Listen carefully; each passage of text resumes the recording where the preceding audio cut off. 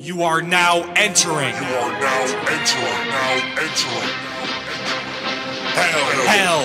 in the pod.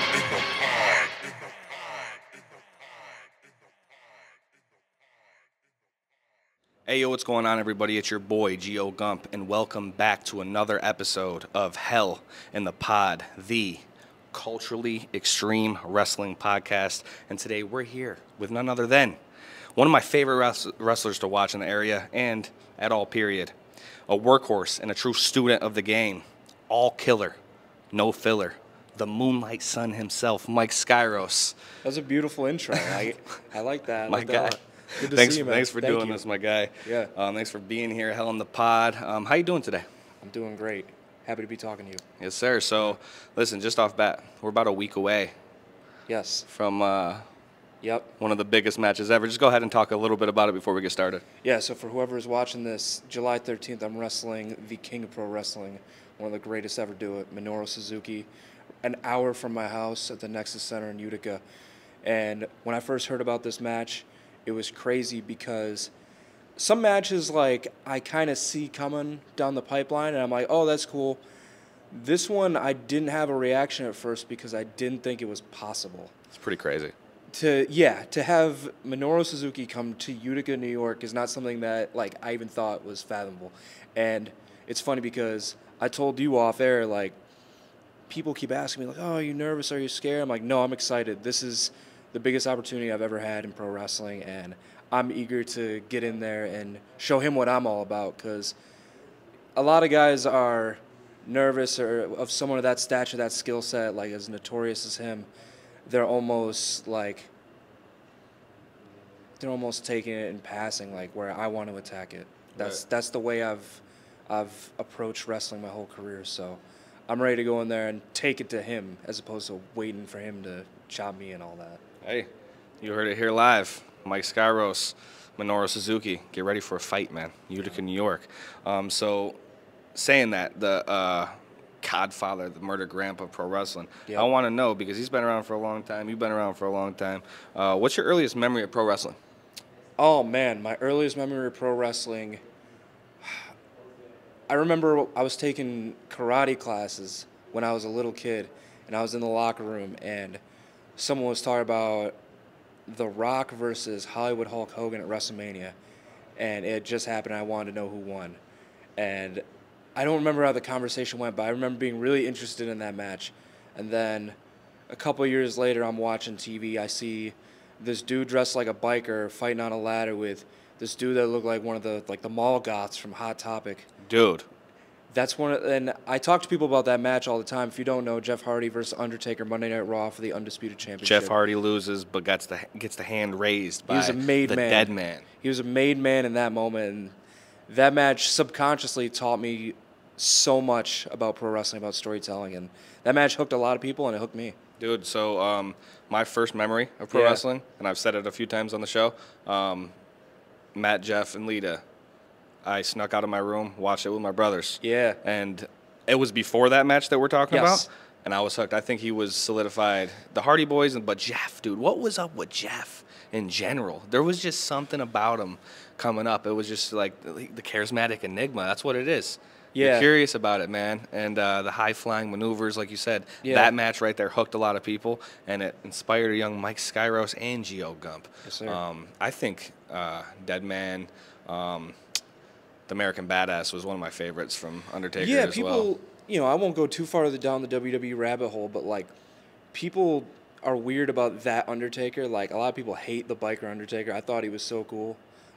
He reminded me of just, like, people I've seen out in the world, Like, if you're around bikers, like, dudes that are like that. And that's part of the thing that gets you roped into pro wrestling is, like, the people and the personalities. And the story and everything else, yeah. Plus, he talks about it all the time, too. He couldn't be a zombie forever. Like, he needed that change to be able to have him do the next thing. And you gotta evolve. People say you gotta evolve or die, and that applies to wrestling, too. Yeah, and I mean, Undertaker definitely talked about that a lot. Yeah. Was Undertaker one of your favorites coming up? Who were? Absolutely. Yeah, Undertaker, Jeff, Rey Mysterio, Kurt Angle. Hell yeah. Ron Simmons, Eddie, and Damn. Yeah. Ron Simmons is that dude. I got to hang out with him very cool guy. But like, yeah, like I've been very fortunate. I've gotten to meet most of my heroes, and it's been very cool. I've been very fortunate. Yeah, man. I mean, nothing wrong with that. So I want to know too. Growing up a wrestling fan, I know you played the video games. Oh, what's the best wrestling video game of all time? Oh man, I don't know if it's the best, but my favorite for sure is SmackDown vs. Raw 2007. Good one. Yeah, it peaked. Like a lot of the Japanese PlayStation games are really good. Virtual Pro Wrestling is really good. Fire Pro Wrestling is really good. But that game, like, it hit me like right at the perfect time when I was a teenager. The gameplay was crazy. The storylines were crazy. Like I just think that game had everything. So if I had to pick one like that, for sure, and I still got 2 copies. There you go. See, mine were WWF No Mercy. Yes. SmackDown Shut Your Mouth. Yes. SmackDown Here Comes the Pain. Yeah. So people talk about Here Comes the Pain a ton. They don't talk about Shut Your Mouth a ton. Shut Your Mouth is really good. You can used to walk around the whole arena. That was like one of the first ones I feel like you could do it and like punch the you can punch like the vending machines and sodas would fly out. There's just a lot of detail. 100%. And that's I feel like anything in wrestling, but definitely wrestling video games. Yeah. Because even WWF No Mercy on Nintendo 64, you can do tons of things. You know what I mean? That you just at the time when you look back at it now, like that was a pretty crazy game. Yes. Of the time. Yeah, I mean when you're not putting one out like every year, when you're putting out like a year and a half, 2 years, like I mean obviously you have more time to flesh it out. So, but if people are gonna put up money every year, especially for all that DLC, like I get it, it's dollars and cents, but those games were very deep, and I do appreciate them for that. 100%. Yeah. Another one that I remember that I liked a lot, it was for like PlayStation 3. It was the one that Punk was like on the cover of.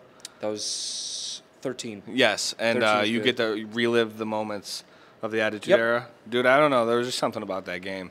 Yeah. It really piqued my like nostalgia for everything. Yeah, no, that game was good as hell. It was one of the last ones I bought like forever ago, and then I just play a lot of the old ones, to be honest. Nothing's better than the oldies, right? So speaking about the oldies and coming up in pro wrestling, we're around the same age, but were you a WCW or a WWF fan? It's crazy. I missed WCW completely as it happened, because when I really got into watching wrestling was like 2002, 2003. So I've gone back and watched all that stuff. Like I watched Nitro like through.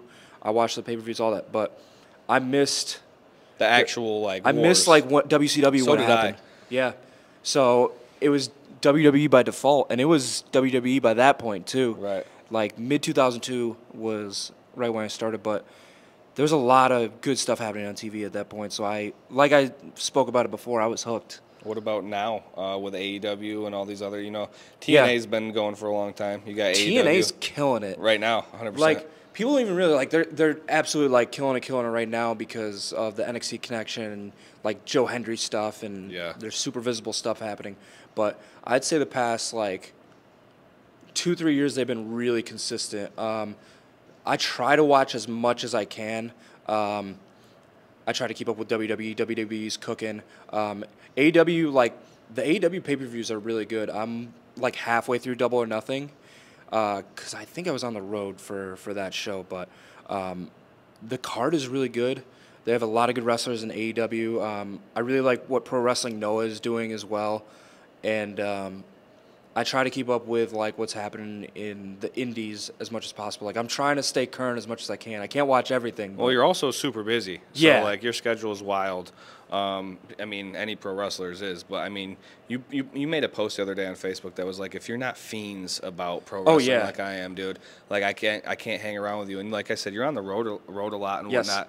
When did you start training and like what got you into it? Yeah, I mean, man, so like. It's funny because it's not taboo anymore. It was still pretty taboo when I first started, but like I did the whole backyard wrestling thing like when I was younger. Like, because you want to go on the trampoline or go out in the yard or whatever and like try moves and stuff. It's normal human kid stuff. nature when you grow up watching wrestling. And like for anyone watching it, like most of the pros did it in some form or fashion. Like especially if you hear them talk, like Undertaker was talking about it. You don't get more like old school like Godfather than that. But yeah, I was doing that, but like I knew I didn't want to stay in the yard because like it was fun, but I knew like this isn't like what it actually is. Like I looked at it as I wanted to get trained right, and I wanted to go give it like my shot as well as I could do it and see what came out of it. 100%. And that was my approach going into it. So we were trying so hard to find a school, and it was like eventually we found the Institute of Pro Wrestling in Syracuse, and we were at the Shoppingtown Mall at the time, and I went in fall of 2012, and I've been there ever since. Right. And I've just been able to, I've been very fortunate because I've been able to use the skills I picked up there, plus like the connections I made there to branch out, and now I travel quite a bit, and I got all that stuff branched off of that. Right, and you've been wrestling for a long time. Like how long, like from when you debuted to now? Yeah, I debuted April 5th, 2014, so I just passed 10 years. 10 years, give it up. It flies. Like, it does fly. Like, I still, it's weird because you start out and you're like the youngest dude, the new guy in all the locker rooms, and then like people get used to you, and now like in most indie locker rooms, I'm one of like the more tenured people, and it's weird. Right. Because I still approach wrestling like in the new, like a new guy in the sense of like, I'm not on TV or anything. Like I'm not, I don't look at myself like a superstar because. But you are an indie guy in the area, bro. I stay busy. I do cool stuff, but I don't. I try not to get a big head about it. Yeah, but like I'm one of the dudes that's been around like a bit compared to those guys, and it's weird. I had someone tell me, this was at Ground Zero in Rochester where we do tapings, which Ground Zero is another great school as well if you're out in the Rochester area trying to train. Ground Zero does it right. Free plug.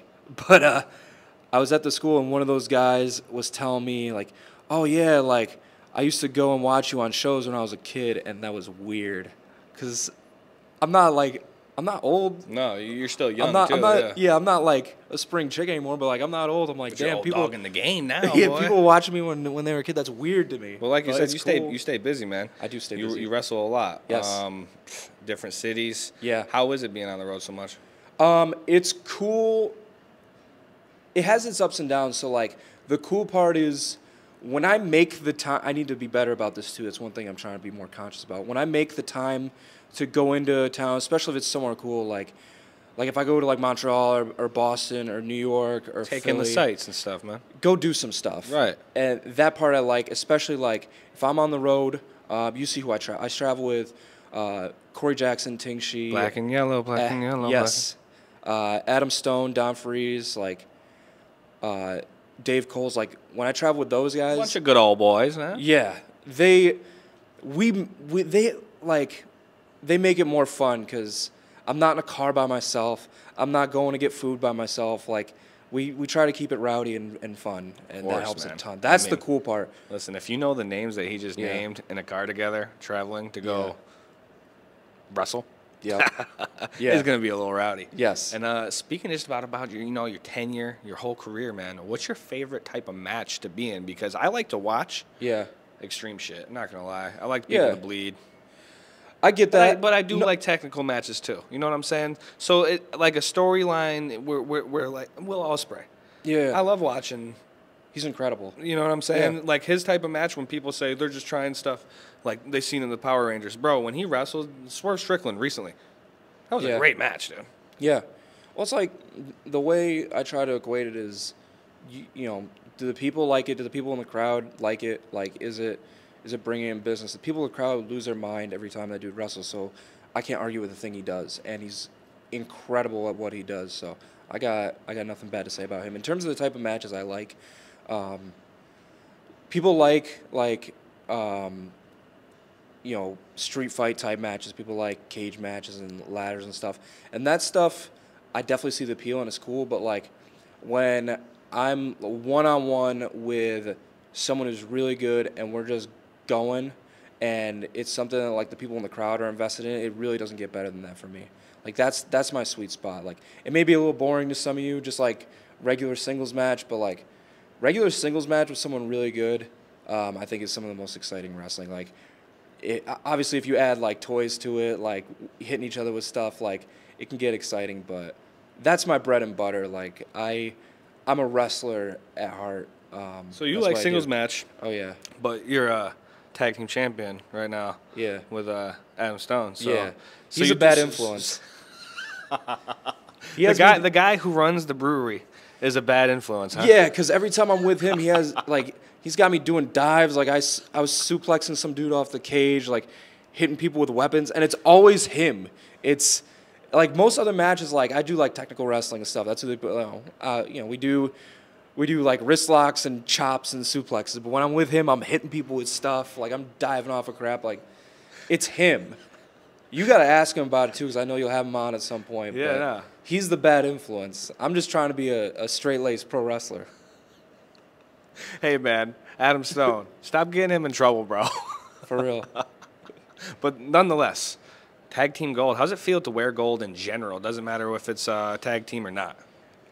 It's a responsibility that I've gotten used to, and it's cool that like to be in that position, because most places when you do that, like, and I'm fortunate I get to wrestle like some really cool places. You're the guy and you're like pushing the promotion forward. Like I was super fortunate that I got the 2CW Heavyweight Championship like a year in. 2CW. Yeah, like the biggest company, the biggest independent that's ever been in this area, and it's ever been in New York State. You can ask anybody. I was their heavyweight champion for like 2 hours, but it still counts. When I was 21, and like I probably didn't deserve it, and I probably didn't know what to do with it, but like I've been heavyweight champion like 6 or 7 different places, and it's cool because it's also a challenge though. Like I'm last on the shows, and especially now, like it's gotten harder over the years because I'm on better events with better people, so I'm last. They've seen all kinds of crazy wrestling throughout the show. What am I going to do in the main event to make it worth their money? And that's, Every time. Yeah, and that's part of the challenge. Like, going out first is its own challenge, and like introducing the people to like the wrestling they're going to see tonight. But I think it's harder to be last and to keep them interested. But I've been doing all right so far. I would say so myself too, man. And I just want to know too. You got any real life heat? Yeah, like. It's funny because he asked me about this off camera, and I try not to stir it up too much. Unfortunately, in wrestling, like there's a lot of egos. There's a lot of people that are immature. There's a lot of people that just can't handle it. Just can't handle interacting with other people. And unfortunately, it's not 1975, and you can't just go like duke it out and be cool afterwards. It's social media, like passive aggressive posting. It's subtweets and all that. But I don't know, man. I'm over 30. Like, I try to be a grown man as much as I can. I'm not trying to get involved with nonsense like that. I'm trying to make money. I'm trying to start fights in the ring. So if someone wants to start a fight in the ring, like, let's do that. Let's make some money. Let's give the people something. But outside the ring stuff, like, at the end of the day, like, it's not something I care about. That's a good way to look at it. He's trying to start a fight in the ring, ladies and gentlemen. Always. Okay?